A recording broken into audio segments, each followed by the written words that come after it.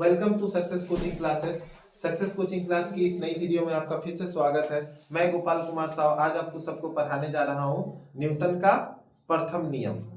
तो न्यूटन ने क्या नियम दिए हैं उनके बारे में ही हम लोग समझेंगे कि न्यूटन का पहला नियम क्या बोलता है, क्या कहना चाहता है, न्यूटन क्या कहना चाहते हैं प्रथम नियम के माध्यम से। ठीक है, कोई आवाज ना करो बच्चे लोग, ठीक है, आराम से बैठ जाओ, सबको समझ में आ जाएगा। तो न्यूटन का प्रथम नियम क्या बोलना चाहता है, न्यूटन ने ऐसा कौन सा लॉ दिया है। तो न्यूटन का लॉ पढ़ाने से पहले मैं आपको न्यूटन के बारे में कुछ परिचय देना चाहता हूँ। न्यूटन कौन थे, हु इज न्यूटन। न्यूटन ने सिर्फ न्यूटन लॉ नहीं दिया है, ग्रेविटेशनल लॉ भी दिया है।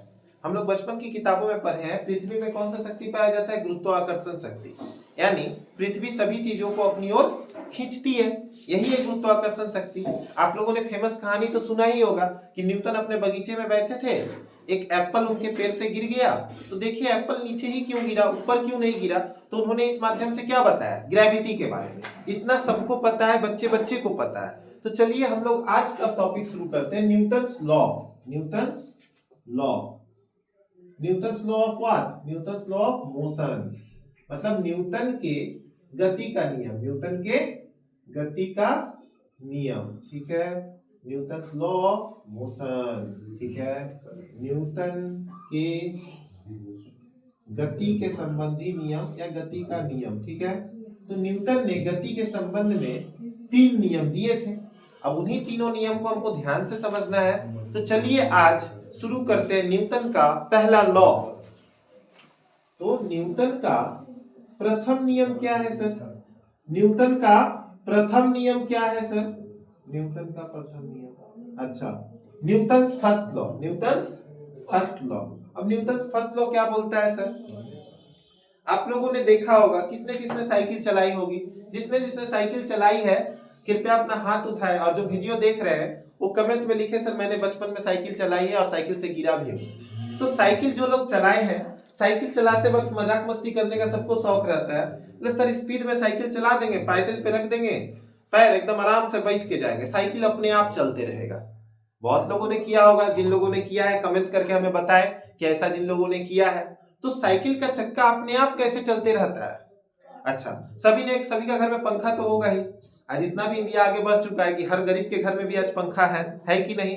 अगर नहीं है, अगर मेरे से भूल हो रही है तो आप लोग बताएं कि सबके घर में पंखा है, तो है ना। तो पंखा जब हम लोग बंद कर देते हैं फिर भी घूमते रहता है ना। तो ये सारा कुछ होता क्यों है ना। और एक चीज जहां पर रखा हुआ है, मान लीजिए हम यहाँ पर कुछ सामान रखे हुए हैं, सपोज ये माउस अगर हम यहाँ रख के चले गए मेरा हाथ पर, मान लीजिए मेरा मूर्ति रहता, हम हाथ पर रख के चले गए, तो सालों साल ये हाथ पर ही रहेगा कि नहीं रहेगा, रहेगा। अगर मान लीजिए कोई चूहा छिपकली या कोई आके गिराएगा तभी गिरेगा, अगर ये रूम बंद है तो कहीं नहीं जाएगा। अब हम बात करते हैं सर अब न्यूटन का प्रथम नियम यही कहता है, क्या कहता है सर, कोई वस्तु यदि स्थिर है तो स्थिर ही रहेगी। इस नियम के अनुसार क्या, तो आप लोग लिख सकते हैं या वीडियो में देख सकते हैं, स्क्रीनशॉट ले सकते हैं। तो इस नियम के अनुसार किसके साथ, अनुसार, है ना, according to this law. English में क्या बोलेंगे आप लोग, इंग्लिश भी जान के रखिए, आगे जाकर आपको इंग्लिश में सब समझना होगा। अकॉर्डिंग टू दिस लॉ, यदि कोई वस्तु क्या है, स्थिर है तो स्थिर ही रहेगी। समझ में आया, स्थिर है तो स्थिर ही रहेगी। जैसे हम बताएं कि हम कोई चीज कहीं रख के चल जाए वहीं पर रहेगा जब तक कि कोई उस पर कोई क्या करे, उसको अलग ना कर दे, बल ना लगा दे, बल प्रयोग ना करे। इस नियम के अनुसार क्या हो गया, यदि कोई वस्तु स्थिर है तो स्थिर ही रहेगी, यदि वह सीधी रेखा में गमन करती है, सीधी रेखा में गमन करती है, मीन्स गति करती है, तो गति करती रहेगी, तो गति करती रहेगी। सभी बच्चे खाता में लिखेंगे, कॉपी में अपना लिखेंगे, जिसका यहाँ जो बोला जाता है खाता कॉपी जो भी है उसमें लिख लेंगे। यदि वह सीधी रेखा में गमन करती है तो गति करती रहेगी जब तक कि उस पर उस वस्तु पर या उस पर कोई बाह्य बल, कौन सा बल? बाह्य बल। सर बाह्य का मतलब बाहरी बल, मतलब बाहर से कोई एक्सटर्नल फोर्स ना लगाया जाए, एक्सटर्नल फोर्स ना लगाया जाए। इसी को हम लोग सर क्या बोलते हैं? न्यूटन का प्रथम नियम। ठीक है, इसको प्रूफ हम लोग कर सकते हैं, बहुत सारा हम लोग रियल लाइफ एग्जांपल देखे हैं न्यूटन का प्रथम नियम का। यदि कोई वस्तु स्थिर है तो स्थिर ही रहेगा, सीधी रेखा में गमन करती है तो गमन करती रहेगी। जैसा कि आपको मैंने बताया, आप साइकिल चलाते होंगे तो साइकिल क्या होता है? अपने आप चलते रहता है कुछ देर तक, अगर मोशन में ला दिए तो। पंखा कुछ देर तक अपने आप घूमते रहता है। चलिए कुछ बहुत ही रियल एग्जांपल समझते हैं। आप सभी ने बस में तो ट्रैवल किया होगा, बस से गए होंगे, तो आप जैसे ही बस से गए होंगे, आप लोग को समझ में आ रहा है? तो आप लोग को, राजा आपको समझ में आ रहा है, आदित्य आपको समझ में आ रहा है? हाँ, तो हम कहना चाहते हैं कि जो लोग बस से ट्रैवल किए, सभी लोग बस से ट्रैवल नहीं करते हैं, कुछ लोग, गांव के लोग ज्यादा बस से ट्रैवल करते हैं, क्योंकि शहर में मेट्रो है, शहर में रेल है, गांव में अभी भी रेल परिसेवाएं अच्छी से नहीं हुई है। तो चलिए, बस से जो लोग ट्रैवल करते हैं वो लोग देखे होंगे, बस जैसे ही रुका हुआ रहता है, बस जब रुकी हुई रहती है तो कोई प्रॉब्लम नहीं है, सब आराम से खड़े हैं। बस अगर भीड़ भी है, सब ऐसे पकड़ के खड़े हैं, ऐसे किसी पकड़ के रखते हैं हैंडल, ताकि वो गिरे नहीं। अब जैसे ही बस शुरू होता है, बस क्या होता है? स्टार्ट हो गया, बस का इंजन स्टार्ट हुआ, बस का इंजन स्टार्ट हो चुका है। अब क्या होगा बस का इंजन स्टार्ट होने से? आप लोग कमेंट में बताइए पहले, तब हम आपको बताएंगे। आप लोग कमेंट में बताइए कि बस स्टार्ट होने से होता क्या है। जो लोग बैठे रहते हैं उसका कोई प्रॉब्लम नहीं है, जो लोग खड़े रहते हैं उनको क्या प्रॉब्लम होता है? देखिए, हमारा पैर जो रहता है वो बस के संपर्क में रहता है, बस के निचले बॉडी के संपर्क में रहता है, यानी उस पर जिस पर हम पायदान है, जिस पर हम लोग पैर रखे हुए हैं, उसके संपर्क में रहता है। ये मान लीजिए हमारा, हम इंसान है, हम इस पर मान लीजिए हमारा बस का सरफेस है, इस पर हम पैर रख के खड़े हैं।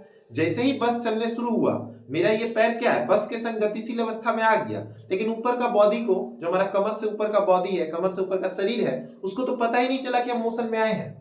तो क्या होगा? हमारा पैर जो स्थिर था, पूरा बॉडी स्थिर था, हमारा पैर गति में आ गया, लेकिन हमारा शरीर क्या है? कहाँ रहना चाहता है? हमारा शरीर स्थिर अवस्था में, हमारा शरीर किस अवस्था में?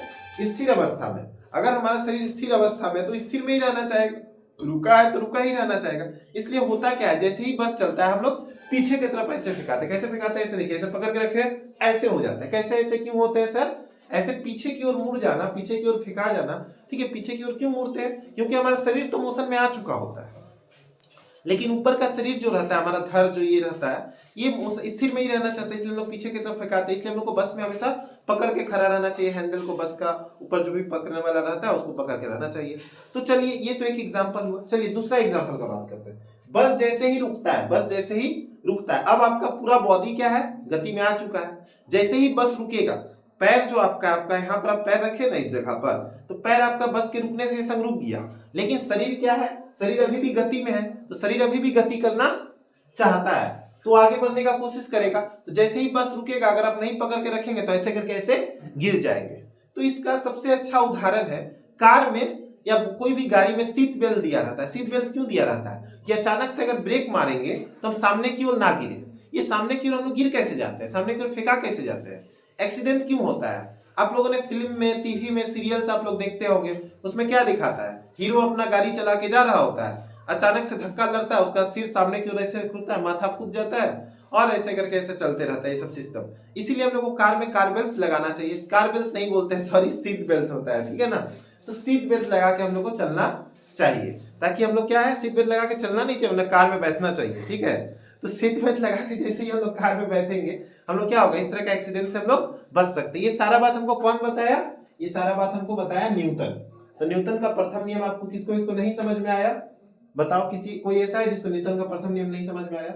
नहीं, सबको समझ में आ चुका होगा, आप लोग भी समझ में आ चुका हो। नहीं समझ में आया हो तो आप लोग कमेंट करके बताएं कि सर यहाँ पर हमको नहीं समझ में आया, तो मैं अगली वीडियो में ट्राई करूंगा कि आपको अच्छा समझा पाऊं। तो फिर से एक बार, यदि कोई वस्तु स्थिर है तो स्थिर ही रहेगी, यदि सीधी रेखा में गमन करती है तो गमन करती रहेगी।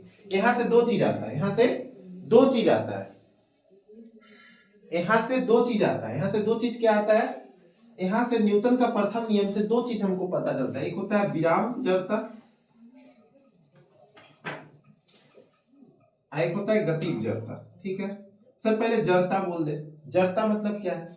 गतिज जड़ता क्या है? मोशन। ठीक है, मतलब जड़ता मतलब हो गया कि कोई चीज जिस स्टेट में है उसी स्टेट में रहना चाहता है, जिस स्टेट में है, जिस अवस्था में है, उसी अवस्था में रहना चाहता है। ठीक है, उसी अवस्था में हम लोग रहेंगे। ठीक है, तो हम लोग विराम जड़ता और गतिज जड़ता का बात हम लोग करेंगे। तो सर विराम जड़ता और गतिज जड़ता क्या होता है? विराम जड़ता का मतलब कोई वस्तु स्थिर है तो स्थिर ही रहेगा।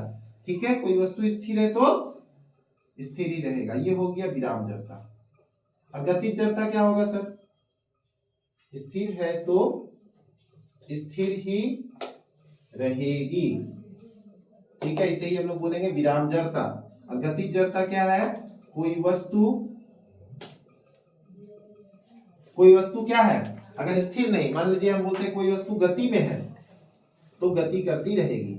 इसका प्रॉपर डेफिनेशन हम नहीं लिख रहे हैं, ये आपको समझने वाला डेफिनेशन लिख देंगे, अपना बुक में देखिएगा, या आप लोग पीडीएफ हम बाद में नोट्स डाल देंगे आपको, तो उसमें पता चल जाएगा कि आपको पता चल जाएगा कि विराम जड़ता गतिज जड़ता का सटीक डेफिनेशन क्या होगा। यहाँ हम शॉर्ट फॉर्म में लिख दिए हैं। ठीक है, आपको याद करने में सुविधा रहे। ठीक है, ये विराम जड़ता और गतिज जड़ता। ठीक है, तो न्यूटन का नियम से हमको दो चीज पता चलता है। एक नंबर में यहाँ लिखना भूल गए थे, यहाँ पर एक चीज है जड़ता और दूसरा चीज है बल। तो हम लोग जड़ता बात जान लिए कि जड़ता का दो टाइप होता है।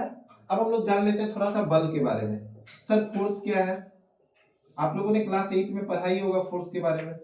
फोर्स, तो फोर्स क्या है सबसे पहले हम बता देते हैं।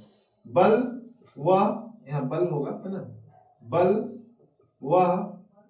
वह है कारक है, वह है कारक है, यानी बल वह बाहरी फैक्टर है, एक्सटर्नल फैक्टर है, जो क्या करता है, जो किसी वस्तु का जगह बदल दे या बदलने का चेष्टा करे, प्रयास करे, जो किसी वस्तु का जगह बदल दे, है ना, जगह बदल दे,